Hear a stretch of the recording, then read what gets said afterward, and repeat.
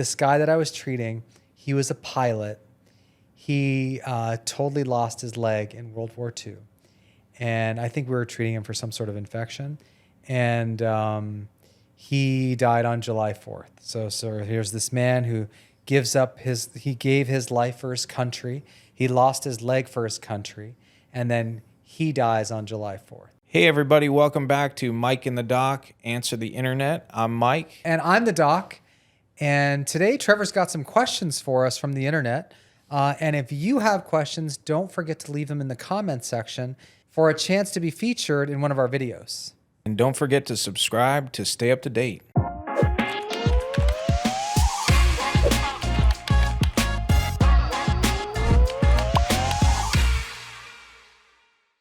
All right, guys, we got 5 questions each for you today. We'll start with you, Mike, because we started with Ali last time. How, if at all, do you see the implementation of tariffs affecting your business and profitability, or have you seen a change already? Well, tariff is a big word out there. It's the biggest word. You know, I just go to work to go and work hard and, make money to provide for my family and enjoy life. But I did get to thinking where tariffs could affect the home health care and hospice business. And I was thinking maybe in our wound care supply products. We use a large company, McKesson, for the most part. And I think they're based here in the U.S., but I would assume they get a lot of their products from overseas. So I was maybe expecting a little increase there. I don't think we've seen any. The long-term goal to me is very beneficial. It sounds cool. Everything here in the United States, and we make more money. Things are cheaper. So I'm rooting for the president and his team to come out of this in the positive. In the meantime, I could feel the pain, and I read it in the stock market. Oh. These huge companies bracing for big increases. I've gotten emails though from some of the vendors that I use, and they're absorbing the tariff. They're not extending it to the customer. Mm-hmm. So I thought that was cool. I don't know where they're putting it. That's up to them. But overall, I'm looking long term. You know, these guys are smart. They're smarter than a lot of people, right? They run the government. So I'm hoping that in the long run, it works out the way they say it's going to. Mike with a hot take. Yeah. I've thought of that. Yeah, we've been through that. So again, these large companies and the government, they're much smarter than us, I think, or they think on a global level. So I would assume they already have plans in place to absorb. What scares me is the things I'm reading now is that our Walmarts and our Targets are going to be increasing of the things that we're buying daily. Yeah, and that's the thing is I don't know that it's going to affect you and I, or if it does, we can absorb it, right? But those guys that are kind of on the fringe, right? Like I'm just using this as an example. Like obviously, milk is not brought in, right, from China or wherever. But like whatever product it is, if you're already scrounging and scrimping to buy it, then as a result of the tariffs, does that knock you out of getting it? Interesting. You know? But I'm all about the U.S. controlling their own destiny. You know, like for example, if we're talking about oil, right? I'd love it if we produced our own oil. I know that's a big political thing. It'll be a political thing now. It'll be a political thing after Trump is out. Yeah. So. And I have seen the gas prices dip a little bit. Have you? Okay. A little bit cheaper. Yeah. Yeah. Cool. Yeah, that's a hot button. That almost made a whole episode. Yeah. Oh, yeah. I hadn't heard the word tariff, actually. That actually woke me up on tariffs, because for a while that was all. That's all there was in the market, dude. All oh, man. there was. All right, Ali. Yeah. How does being around death constantly affect the mental health of a doctor, and how has it affected you, if at all, and how have you been able to stay ahead of it? So death and your job. So you know, I think if you're spiritual, you probably death comes, right? Like, I'll give you a classic example. Somebody comes in and they're clotting too much, or they're stroking, or they have a clot in their lung called a pulmonary embolism, so that's when you're clotting too much, and then you can bleed too much. So you give them medication so they don't bleed. Or then if they're clotting, you give them medication so they do bleed. So basically, sometimes patients are just, you get cornered and you have no choice, and then they die. And it's just like, I think because I'm a spiritual person, I know I'm going to do my best with whatever. So God, who's given me my brain, will help me treat patients, right? But I also understand that God is in charge. So if there are things that I can't do to prevent a death, then so be it. That's just going to be the natural cause, right? I'm going to try my best, but that's the natural cause. So faith has really helped you navigate the death of others, and just you understand that there's a greater plan or a power beyond you. So Absolutely. Yeah. It's totally faith-based. Yeah. How about that extra 4 pounds we talked about? Oh, the soul? Yes. I've never looked at somebody's weight like pre and post. That's interesting. I've heard about the 4 pounds of the soul. I obviously believe there's a soul, and I'm all about. I think faith does so much. There are actually studies out there about people who pray for patients that the patients don't even know they're being prayed for, and they do better. Wow. Yeah. There's something to it. You won't really realize it until, like for example, when my son was in the NICU, the neonatal ICU, when you have no good way to explain everything, you then turn to faith. Like, I know what happens to a baby who's on the ventilator. I know what happens in meconium aspiration. I know all the statistics, right? But what makes a kid die versus a kid survive? And you don't know, and you really, like, I turned a lot to faith. It's different for different people. People's manifestation of faith is different. But yeah, faith has gotten me through. Yeah, I really recommend it. honestly, really powerful answer. That was interesting. I was very, very curious about how that affects people. I've always been. So, All right, Mike, why is end of life care something that you care about and decided to implement into your business? Well, in the overall vision of the company, we wanted to be able to treat patients from the beginning of life through the middle and to the end. And we haven't completed it yet, but we have. We've been in business 7 years, and as of today, we have treated pediatric patients. We treat a lot of the geriatric, 65 and older population under the home health care, which is improving the quality of their life. They still have some years to go. We also have palliative care, which is our bridge from home health to hospice, which Dr. Ali oversees, and that's a big political topic in itself. And then we have hospice, which would be your end of life. So me, just as an entrepreneur, wanting to try to build something challenging and rewarding to those that we serve, that was the vision. So we haven't pumped up. The hospice is in its infancy. Our pediatric division is also in the infancy. So hopefully in the next 2 to 3 years, all of them are kind of similar to our home health division, which is where we started. Very cool.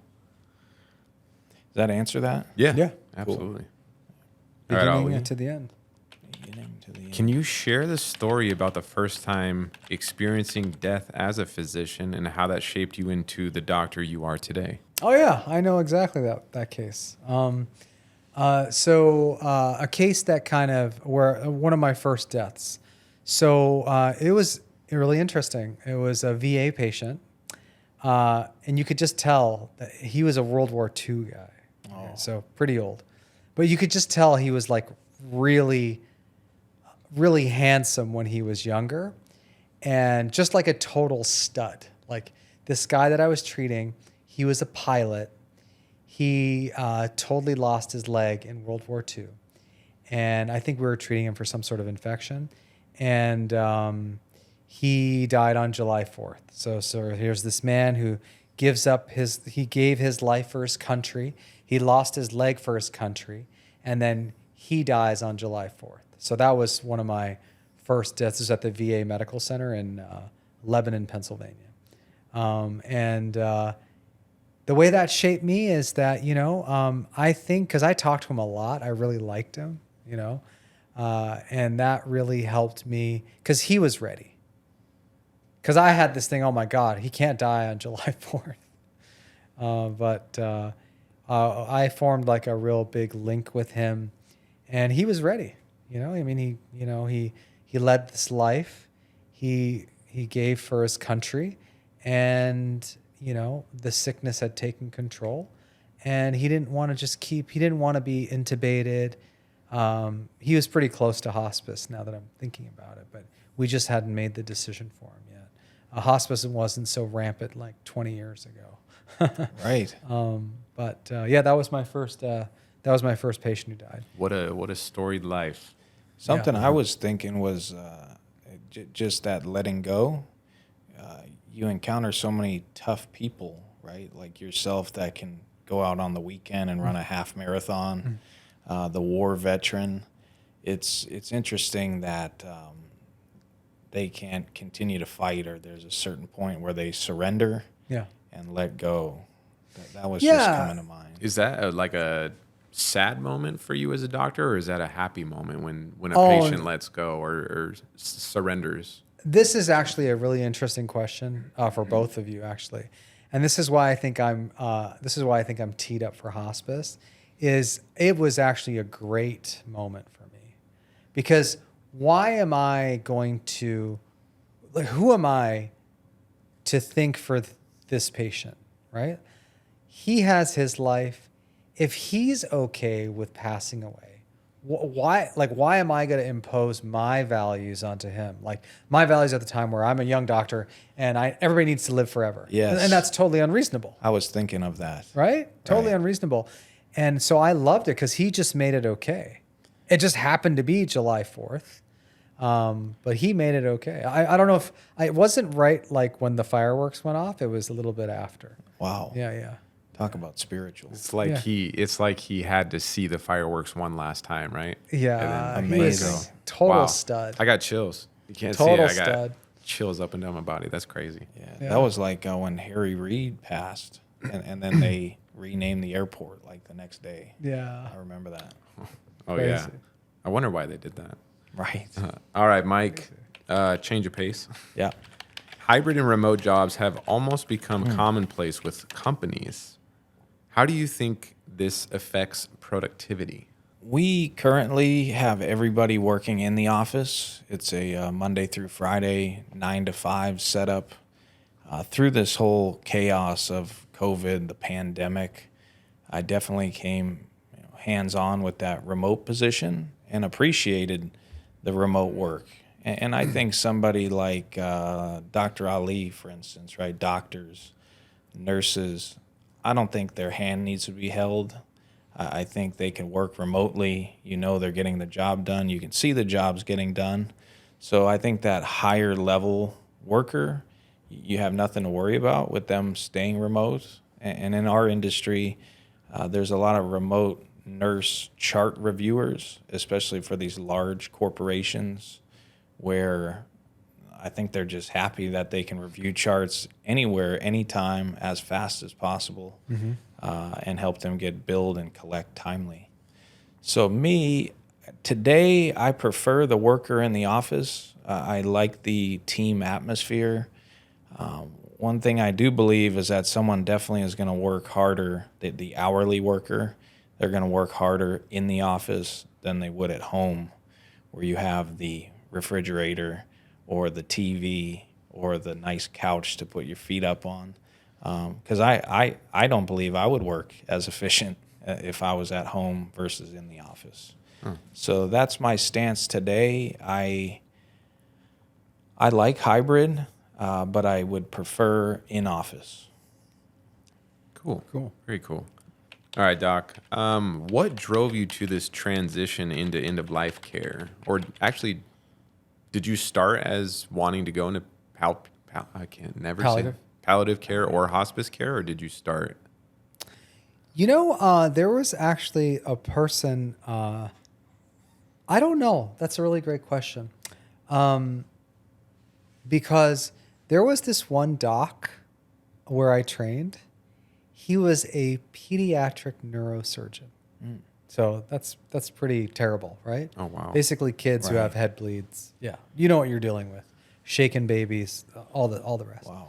He went to. It's funny.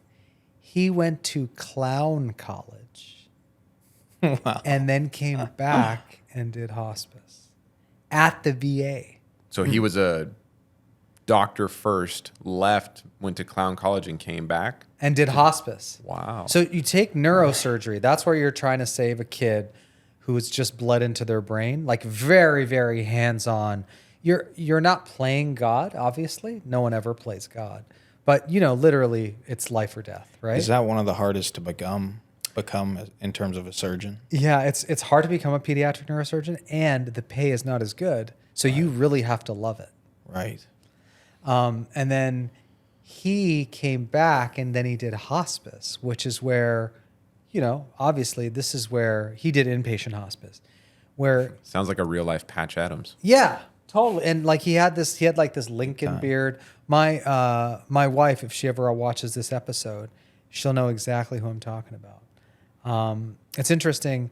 When we first came to Vegas, one of his nurse practitioners worked here. Yeah, all the way from Pennsylvania to here. Sorry. So I have always loved just humility, right? Like we learn these things, we try our best. And one of the best things that you can do, so I do hospitalist, right? That's where, you see patients in the hospital. And you can do all these things. You can do a cath, you can do surgery, you can save their life from an arrhythmia. And those are all really awesome things, right? But sometimes when you tell a patient, and it's usually when the family's not there, right? Like, hey, how are you feeling? And they're like, oh, I hate getting poked and prodded. And, I'm tired and I've done the chemo for my whatever cancer. I don't want to keep doing this, right? Because it's my third time in the hospital and I don't want to do it anymore. And then when you say to them, when you can like hold their hand and say, listen, it sounds like you've given it the good college try. And now it's time this is a transition from this life into the afterlife or whatever the patient's belief system is. They love that so much more than like if you treat like a pneumonia or they are so, so thankful that somebody has actually said, yeah, it's okay for me to die. Or just that's when I get, and there are some really young family members that don't like it because they can't visualize, kind of like I couldn't visualize it with my veteran patient who died. But a lot of families like, oh my God, I've never seen grandma or grandpa this happy. Because they're like, oh, you're not getting labs every day. You're not telling them, oh, no, don't eat that. You have whatever, disease. It's just like, no, this is focused on comfort. You can just live out whatever you have left and it's going to be comfortable. So I love it. And I think I constantly said, before we even joined together, I constantly said some of the best conversations I have with patients are when we put them on hospice or DNR, even just DNR. So DNR, for the audience out there, that's do not resuscitate. So when a patient comes in, and I know these are supposed to be shorts, right, Trevor? Sorry. So like you can either get intubated or you can do compressions for your heart. So either your lungs stop or your heart stops. DNR is where you don't put a tube down and you don't do compressions. And sometimes when you just tell them that, because they're so afraid that you're going to start doing compressions and crushing their chest and crushing their ribs, when you tell them that, sometimes just that process makes them so happy. It's amazing. That's interesting. It's such like insight that not a lot of people have, you know. Oh, yeah. When I think about doctors and nurses, it's like save the life no matter what. But Right. having that, you know, the opposite end of it, you know, like you said, we all die. I feel like it's something that we avoid, but you guys, like, I guess weird hearing to somebody think. embrace it is kind of beautiful. Yeah. You know? Yeah, and I think as you get older, see, most people think of as you get older and you have more experience, you would be like you'd be able to negotiate any problem because you've seen it before. But actually, what I've seen is as I've gotten older and more experience, is like I know now. I pretty much know pretty early on when it's hopeless, or it's hopeless with whatever medical treatments we currently have. Right. Or I can read the writing on the wall when you see a patient who's in distress and you're like, you know what? Like, do I really want, not me, but like, does the patient really want to have their labs drawn again? And then somebody like stick a Foley into their bladder and all this stuff that's really uncomfortable? Or do we just leave them alone and say, listen, you've fought the good fight. You've given it the good college try. Now it's time for you to enjoy what's left. Yeah, they love Excellent. Excellent. I love that. All right, Mike. That's great. Generative AI is revolutionizing business operations by automating content creation, enhancing customer service, and streamlining workflows. How has Connolly Care implemented AI into its operations, and what benefits have you seen thus far? This is an interesting area because I really enjoy AI. I read about it in these big companies or these startups. As far as at Connolly Care, Home Health and Hospice, we haven't really put anything new in terms of artificial intelligence. Now, we do work with some softwares where that they've put their own artificial intelligence in, and I believe it's been very beneficial, making us more efficient. In our market, I would say the stereotypical registered nurse is probably 55 years old. And that nurse who may be semi-retired or left the hospital to come to home health, very hard to get their buy-in to artificial intelligence. They want to keep what there is and never change it, as I'm sure the doc could relate to a computer change at a large hospital, right? It's like a disaster. Yeah. They have to send super users in. And that's what you would need, because I've tried to, on my own or with our staff, implement some new software or tweaks to software or artificial intelligence. And just sitting there with your nurse is not going to get it done. They're not going to take it away and get expert at it.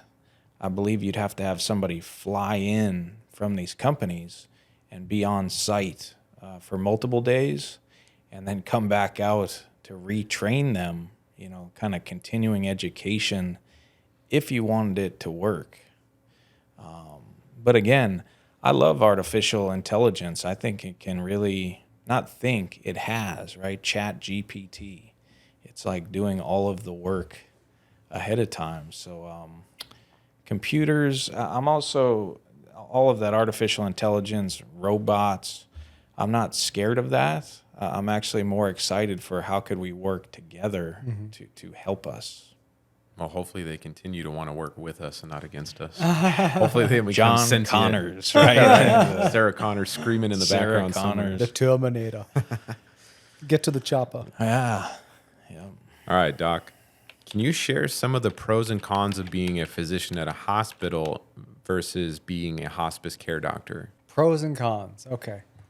Pros and cons about being a Well, I'll talk about the pros of being a hospice doc.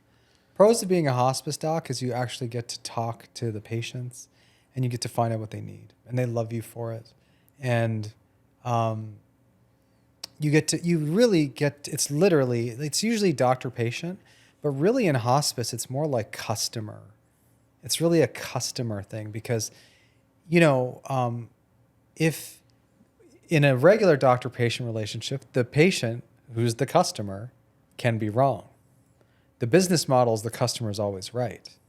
But the customer, the patient, is not right if, they come in, they're short of breath, and they want to continue to smoke. Well, you're not right. And Right. I won't tell you that you're right. But on the opposite side, in hospice, if the patient comes in there with lung cancer, mets to their brain, they're not going to live, and they want to have some cigarettes, the customer is always right. All right. The pros of being a hospice doctor are that you can literally help the patient realize whatever they want, as far as feeling good. And the cons is that you see a lot of death. We had a couple of patients that accelerated really fast. But I'll tell you what, they accelerated fast, but their family gave us feedback that they've never been happier. So I'd rather be happy, and I'd rather be happy for like a week than be in pain for a year. You know what I mean? Yes. I agree with that. You know what I'm saying? And they, yeah. So that was purely one of our patients. And then as far as the pros and cons of being a hospitalist is you're at the hospital, you're constantly learning. There are some AI models at the hospital now, and you're constantly learning. So I always like to know how to take care of patients in the hospital just because it's what I've been doing. Cons of being a hospitalist, there's so much documentation now. The documentation burden is too much. And then if you're in a private model, which I used to be a private hospitalist, you are just stimulated to see as many people as you can you're basically supposed to render really good care by seeing more patients. And that never works. Right. Something's got to give. So you can't make more money without seeing more patients, and the pay that you get per patient is going down, right? That's the insurance playing their games with us. So what that means is we have to see more patients, and what that means is each patient gets less time, and then you're not going to be able to give them the same level of care. And also, you might miss stuff. All right, Mike, last question for you. Why do you think people hesitate to open a business, and what would you say to that person that is on the fence or nervous to pull the trigger and just go for it? I think the reason they don't do it is fear of loss, fear of losing what they have, which is all of their money or the current money. I think it's also fear of what the public, what people will think of them if they fail. And who cares? Who really cares about either the money part, you got to have money to pay some bills. Now there's so many avenues, right? You can, investors, banks. I just say go for it. I really, more people need to open businesses, and there's nothing like the rush you get when you first start the business. Now, when it goes into, multiple years, a little bit more, you can run into a little more challenging, but just that initial we did it is you can't find that anywhere. It's like a championship. Yeah, and a lot of entrepreneurs, they fail multiple times before they achieve success or great success. I personally don't like to lose at anything, so I want to win any business I start. Plus, it takes a lot of work and effort, so I don't want to fail. But I think failure would be defined multiple ways. Yeah, I think like Ali said, ever since I've known you, you have like a quiet cool about you. You seem very level-headed and confident, and that you don't seem emotional or irrational. Everything is a very That's fun. like a methodical. Like the Terminator. Yeah, right. No emotions. Oh my God, you are AI, I have, aren't you? You're a robot. I've changed a lot. I think if you met me when we first started, it's like Braveheart. Like with the sword, and let's get loud and to grow large companies or multiple things. I think you need to find that calm, that spirituality, that meditation, that yoga, because you're going to be pushed mentally. And you got to find Well, I think if your house is in order, right? You know, if everything's in chaos, it's going to be hard to continue your expansion. So you got to find a way. And you know, I learned from the Dr. Ali's or other mentors I have, you know, how to be a businessman, but then also how to shut it off and be a family man. And that's taken a lot of maturity as well. And that's the same confidence I see in you. It's like, listen, we're going to start a business. You know what? If it doesn't go, I don't care what people think. I'm still going to do it. And it's that kind of person that makes a successful business. And then you didn't fail, but let's just say I failed, right? If I fail, there's this really interesting thing. And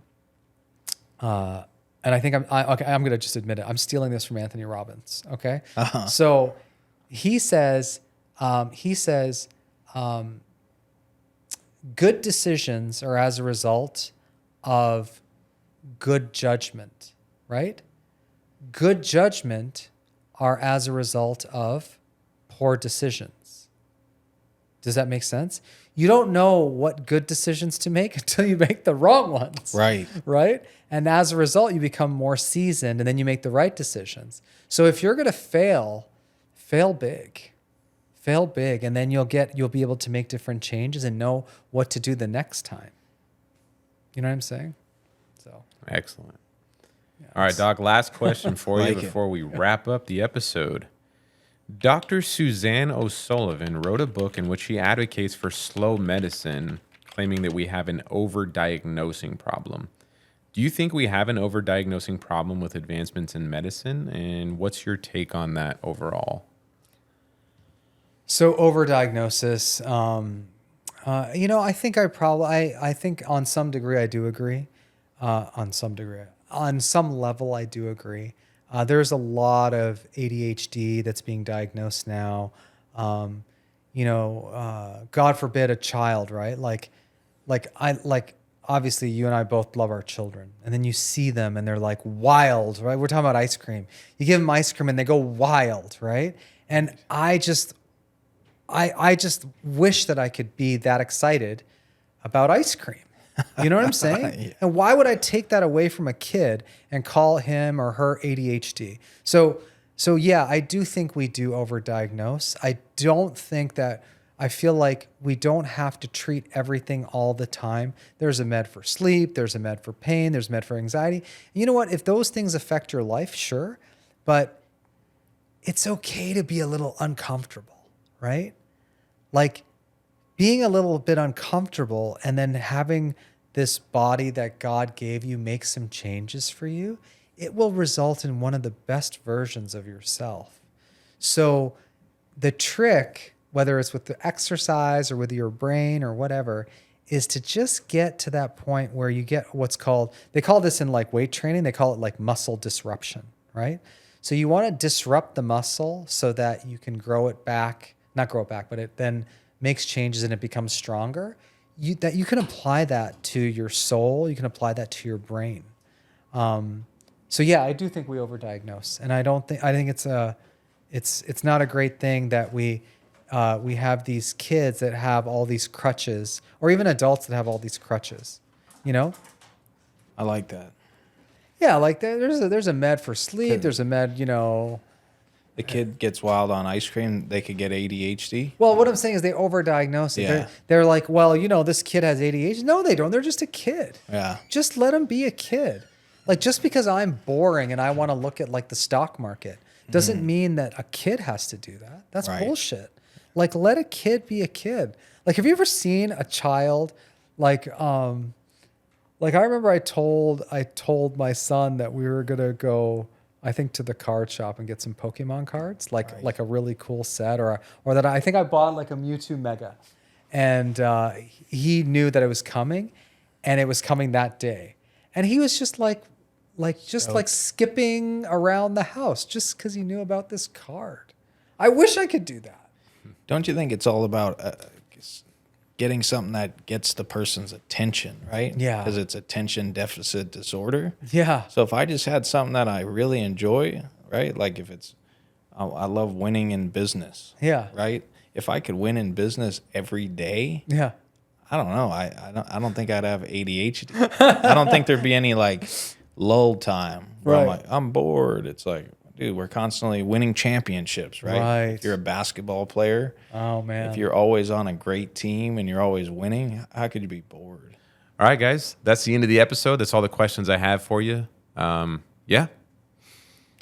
I want to thank everybody out there for tuning in today. And as always, I want to thank the doc for being here. I always learn a tremendous amount. So thank you. Yeah, these conversations, you know, the questions, like when you put together these questions, Trevor, I mean, how often did God come into the conversation?